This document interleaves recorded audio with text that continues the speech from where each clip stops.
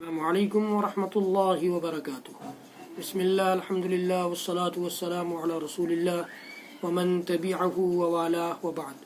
محترم ناظرین و سامعین، اسلامی بھائیوں، دوستوں، عزیزوں، ماؤں اور بہنوں، آؤ نبی کی نماز سیکھیں سیریز کی اس ویڈیو میں آپ سب کا خیر مقدم ہے۔ ان ویڈیوز میں بات چل رہی ہے جماعت کی نماز کے سلسلے میں۔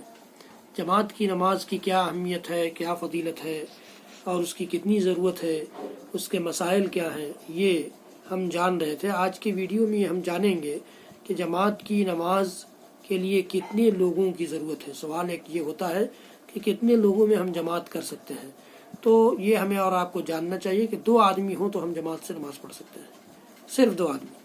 ایک آدمی امام ہو جائے گا، ایک مقتدی ہو جائے گا۔ اللہ کے رسول صلی اللہ تعالیٰ علیہ وآلہ وسلم نے مالک بن حویرث رضی اللہ تعالیٰ عنہ اور ان کے ساتھی سے فرمایا کہ جب نماز کا وقت ہو جائے تو اذان اور اقامت کہنا، اور پھر تم دونوں میں سے بڑا جماعت کرائے۔ تم میں سے جو بڑا ہوگا دونوں میں سے وہ جماعت کرا دے گا، یعنی 2 آدمیوں میں جماعت ہو جائے گی۔ یہ صحیح بخاری کی روایت ہے۔ صحیح بخاری کی حدیث نمبر 658 658 نمبر کی حدیث ہے۔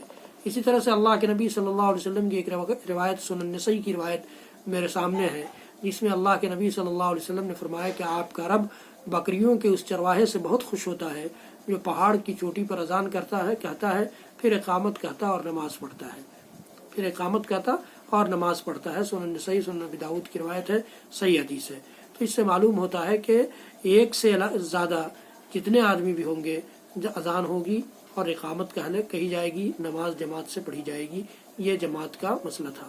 نماز کے لیے جانے کے کیا آداب ہوں گے؟ جماعت کے لیے ہم جا رہے ہیں مسجد، جماعت میں شریک ہونے کے لیے، تو آداب کیا ہوں، کیسے جائیں ہمارے اوپر وقار اور سکون طاری ہو۔ اللہ کے رسول صلی اللہ علیہ وسلم کا ارشاد گرامی، صحیح بخاری صحیح مسلم کی روایت، جب تم اقامت کی آواز سنو تو نماز کے لیے سکون اور وقار کے ساتھ چل کر آؤ۔ علیکم الطمانینہ والوقار، وعلیکم السکینہ والوقار کے الفاظ آئے حدیث میں۔ جلدی نہ کرو، دوڑ کر کے نہ جاؤ، جتنی نماز جماعت سے پالو وہ پڑھ لو، اور جو رہ جائے بعد میں پوری کر لو۔ کچھ لوگ دوڑتے ہانپتے پہنچتے ہیں مسجد میں جماعت پکڑنے کے لیے، یہ اللہ کے رسول صلی اللہ علیہ وسلم کی سنت کے خلاف ہے، آپ نے اس سے منع فرمایا ہے۔ ہمیں نہ معلوم ہو، ہم دوڑتے رہے وہ الگ بات ہے، لیکن معلوم ہو جانے کے بعد اللہ کے نبی صلی اللہ علیہ وسلم کی اس حکم کی عزت اور اس حکم کو ماننے کی کوشش کرنا چاہیے، اور بڑے آرام کے ساتھ، بڑے اطمینان کے ساتھ، بڑے سکون اور وقار کے ساتھ اللہ کے دربار میں ہم حاضر ہونے جا رہے ہیں، اللہ کے سامنے قیام، رکوع اور سجدے کرنے جا رہے ہیں۔ اس لیے اسی طرح کا وقار، اسی طرح کی عزت، اسی طرح کا اہتمام ہونا چاہیے ہمارے آپ کے اندر۔ اسی طرح ایک اور حدیث گرامی میرے سامنے ہے، جو شخص اچھی طرح وضو کرے پھر مسجد کی طرف جائے تو وہ ایک ہاتھ کی انگلیاں دوسرے ہاتھ کی انگلیوں میں نہ ڈالے، کیونکہ وہ نماز میں ہوتا ہے۔ کچھ لوگ اس طرح سے ڈال لیتے ہیں یا اس طرح سے ڈال لیتے ہیں، یہ صحیح نہیں۔ اللہ کے رسول نے اس سے منع فرمایا ہے کہ نماز کی حالت میں چونکہ ہوتا ہے انسان، اس لیے نماز کی حالت میں اس طرح انگلیوں میں انگلیاں ڈالنا تشبیک الاصابع جس کو کہا جاتا ہے، اس سے اللہ کے رسول صلی اللہ علیہ وسلم نے منع فرمایا ہے۔ سنن ابی داؤد اور جامع ترمذی کی روایت ہے۔ مسجد کی طرف جاتے ہوئے آدمی نماز میں ہوتا ہے، نماز کے لیے جانے والا نماز میں ہوتا ہے۔ گویا یہ یہاں بھی نیت کا مسئلہ ہے کہ نیت چونکہ اس کی نماز کی ہے تو اجر اس کا گھر سے نکلتے ہی شروع ہو جائے گا اور نماز میں وہ شمار ہونے لگے گا۔ لہذا نماز کے منافی کام اس کو راستے میں کوئی اور بھی کام نہیں کرنا ہے۔ آپ صلی اللہ علیہ وسلم نے فرمایا کہ جب کوئی شخص مسجد میں داخل ہو تو بیٹھنے سے پہلے 2 رکعت ضرور پڑھے، یہ مسجد کا حق ہے۔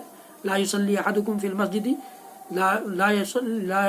لا يدخل احدكم في المسجد الا ولا يجلس حتى يصلي ركعت اذا دخل احدكم المسجد، حدیث یہ ہے اذا دخل احدكم المسجد فلا يجلس حتى يصلي ركعتين، کہ جب تم میں سے کوئی شخص مسجد جائے تو وہ 2 رکعت پڑھے بغیر نہ بیٹھے۔ اللہ کے نبی صلی اللہ علیہ وسلم کی یہ بھی حدیث گرامی ہے، صحیح بخاری صحیح مسلم کی روایت ہے۔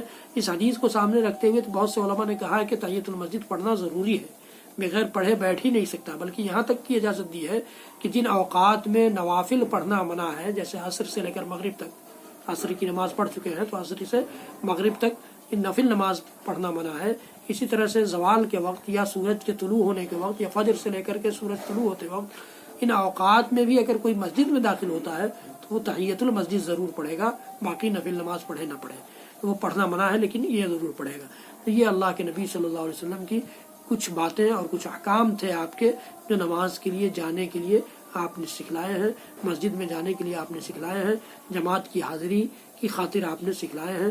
رب العالمین ہم سب کو کہنے سننے سے زیادہ عمل کی توفیق دے۔ انشاءاللہ العزیز جماعت سے متعلق کچھ اور باتیں جو خواتین کی جماعت سے متعلق ہوں گی ہم آگے بیان کریں گے۔ ہمیں اللہ رب العالمین کہنے سننے سے زیادہ عمل کی توفیق دے۔ وصلی اللہ تعالی علی نبینا محمد وعلى آله وصحبه وسلم۔ سبحان ربك رب العزة عما يصفون وسلام على المرسلين والحمد لله رب العالمين والسلام علیکم ورحمۃ اللہ وبرکاتہ۔ حضرات گرامی چینل سبسکرائب کیجئے، بیل آئیکن ضرور دبائیے، لائک بھی کیجئے اور لوگوں تک شیئر بھی کیجئے تاکہ اللہ کے رسول کی سنت اور آپ کی نماز عام ہو۔ السلام علیکم ورحمۃ اللہ وبرکاتہ۔